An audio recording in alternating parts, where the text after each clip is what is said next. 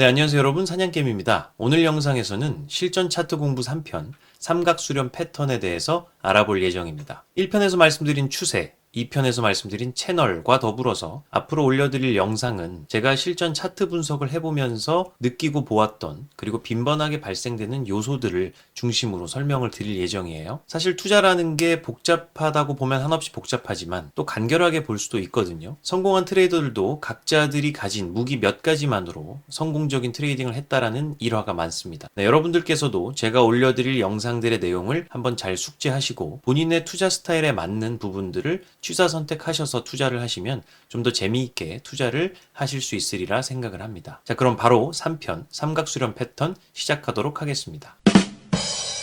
네, 이 삼각 패턴이라는 것이 결국에 상단 추세선과 하단 추세선이 점차 모여서 수렴을 해나가는 수렴형 패턴이라고 볼 수가 있습니다. 수렴을 한다는 것은 변동성이 점차 줄어간다라는 것을 의미를 하죠. 일종의 폭풍전야 같은 느낌인 겁니다. 자, 삼각수렴에서는 상승삼각수렴, 하락삼각수렴, 대칭삼각수렴 세 가지로 구분은 합니다만 사실 제가 실제 투자를 해본 결과 상승삼각수렴이라고 해서 꼭 상방으로 돌파가 일어나고 하락삼각수렴이라고 해서 꼭 하방으로 이탈이 일어난다고 볼 수는 없더라고요. 그래서 저는 웬만하면 크게 구분하지 않고 삼각수렴형 패턴을 그냥 전체적으로 묶어서 보는 편입니다. 대신 이 패턴들이 앞으로 상방으로 튈지 그리고 하방으로 이탈할지 가늠해 볼 수 있는 몇 가지 추가적인 근거들은 있어야겠죠. 그래서 그 부분들까지도 차트를 직접 보면서 함께 말씀을 드려보도록 하겠습니다. 자, 지금 보시는 이 차트가 올해 1월 29일부터 2월 8일경까지 나타났던 삼각수렴 패턴입니다. 이 트레이딩 뷰에서는 세모 패턴이라고 하는 작도 툴이 있어요. 해당 툴을 이용을 해서 A, B, C, D 이렇게 꼭지점을 차례대로 찍어주면 추세선이 연장이 되면서 삼각수렴 패턴의 그림이 작도가 됩니다. 자, 그렇게 작도를 마치셨다면 나름대로 분석을 하는 체크리스트가 있어야겠죠? 그것을 좀 말씀드려 보도록 하겠습니다. 추후에는 제가 말씀드리는 체크리스트 이외에도 본인의 입맛에 맞게 더 추가를 하시거나 아니면 바꾸셔도 되지만 우선은 초중급자 기준으로 쉽게 생각해 보실 수 있도록 정리를 해서 4가지로 말씀을 드려보도록 하겠습니다. 자, 1번 체크리스트는 거래량을 봐야 합니다. 삼각수렴 패턴이 이렇게 진행이 되는 동안 점진적으로 거래량은 줄어들어가는 것이 좋습니다. 변동성이 줄어든다는 것은 살 놈은 사고 팔 놈은 팔았다. 이렇게 이제는 참여자들이 관망을 하고 있다. 이런 모양새로 해석이 가능하죠. 그러다가 삼각수렴이 약 70%에서 80% 정도 진행이 되어갈 무렵에 거래량이 급증하면서 어느 한 특정 방향으로 돌파가 된다면 해당 방향으로 지속이 될 가능성이 높다고 볼 수가 있겠습니다. 자, 그리고 2번 패턴 지속 중에 특정 방향으로 힘이 몰려가는 느낌을 체크를 해야 합니다. 해당 패턴도 보시면 삼각수렴이 진행되는 와중에 2차례 상방 돌파가 있었죠. 첫 번째 돌파 때는 돌파 후에 다시 쭉 빠지면서 내려왔고요.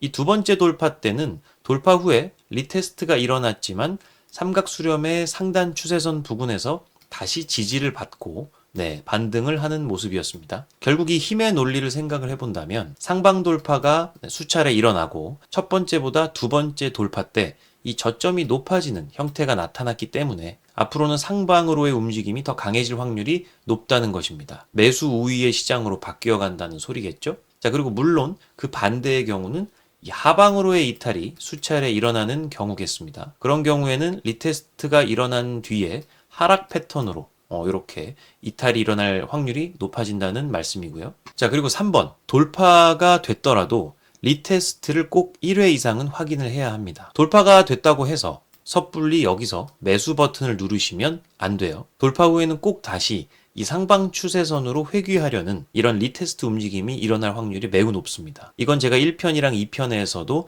지속적으로 말씀을 드렸던 부분이니까 꼭 리마인드를 해보시기를 바랄게요. 자, 그리고 4번 이동평균선, MACD, RSI, 스토캐스틱 등의 보조지표들을 적극적으로 활용하셔야 합니다. 우선 이동평균선부터 한번 볼게요. 지금 2시간 봉 기준으로 차트를 좀 바꿨고요. 2시간 봉 기준으로 여기 보이는 파란색 선이 120일 이평선입니다. 삼각수렴의 돌파가 일어나려고 하는 이 부근에서 이 122평선의 기울기가 플러스로 올라가면서 지지선의 역할을 해주고 있는 모습이죠. 자, 그리고 4시간 봉으로 타임 프레임을 바꿔서 보아도 여기 보이는 보라색 선인 200 이평선이 해당 구간에서 지지 역할을 해주고 있는 모습을 볼 수가 있습니다. 이렇게 중장기 이평선들이 지지 역할을 해준다면 삼각수렴의 상방 돌파 후에 리테스트가 일어나더라도 다시 상향으로 움직이는 이러한 부분에 대한 신뢰도가 높아질 수가 있겠죠. 자, 그 다음은 MACD입니다. MACD가 무엇인지에 대한 개념은 추후에 다른 보조지표 관련 챕터에서 영상을 말씀을 드릴 테지만 오늘은 그냥 이평선을 이용해서 이 흐름, 모멘텀을 체크해 볼 수 있는 보조지표구나 라고만 생각을 해주시면 좋겠습니다. 그래서 혹시나 궁금하신 분들은 구글링을 해보시면 MACD가 뭔지 이런 건 쉽게 아실 수가 있는 내용이니까 공부를 해보시길 바라겠고요. 자, 어쨌든 해당 패턴에서 이 상방 돌파가 일어날 때쯤을 보면 이 MACD 선도 노란색으로 표시된 시그널 라인을 골든 크로스한 모습을 볼 수 있습니다. 여기 연두색으로 점이 찍혀 있는 게 골든 크로스가 된 그 지점을 표시를 해주는 건데요. 그리고 이 0이 기준선인데 이 0 위에서 골든 크로스가 됐고 실제로 가격 흐름이 좀 강화될 때 MACD 선이 더 가파르게 상승하는 모습을 보여주죠. 자, 이러한 보조지표는 신뢰도를 높여준다고 할 수 있겠습니다. 자, 그 다음은 밑에 있는 RSI와 스토캐스틱입니다. 핑크색 선이 RSI 선이고요. 여기 보이는 주황색 선이 RSI의 12일 이동 평균선입니다. 50을 기준으로 해서 그 위에서 현재 골든 크로스가 일어났고요. 다음 양봉에서도 이 RSI 선이 더 가파르게 올라가는 모습을 보여주고 있죠. 자, 그리고 스토캐스틱을 보시면 K선과 D선이 존재를 하는데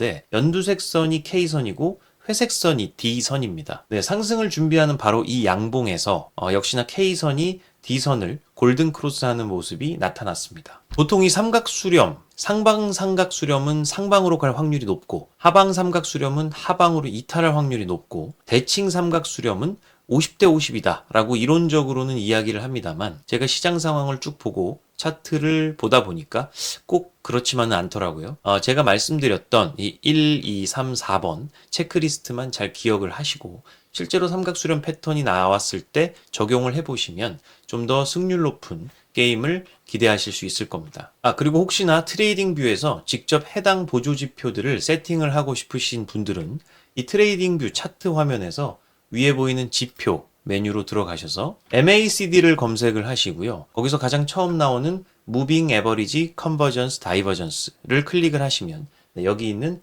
MACD 차트 보조지표가 세팅이 되고요. 네, 그리고 RSI와 스토캐스틱은 각각 다른 보조지표인데 트레이딩 뷰에서 무료 버전이냐 유료 버전이냐에 따라서 세팅할 수 있는 지표의 개수가 좀 달라지거든요. 그래서 그 두 가지를 한 보조지표로 합쳐서 좀 유용하게 볼 수 있는 지표가 있습니다. RSI Divergence 그리고 플러스 스토크 RSI라고 하는 이 보조지표를 세팅을 하시면 하단에 보이는 이러한 보조지표가 세팅이 되실 거예요. 이 두 가지를 함께 활용을 해보시면 좋을 것 같습니다. 네, 이번 3편 삼각수렴 패턴에 대한 영상은 이것으로 마치도록 하겠습니다. 그리고 저는 4편에서 다시 돌아오도록 하겠고요. 시청해주셔서 감사드리고 도움되셨다면 구독과 좋아요, 알림 설정 부탁드리겠습니다. 지금까지 사냥게임이었습니다. 감사합니다.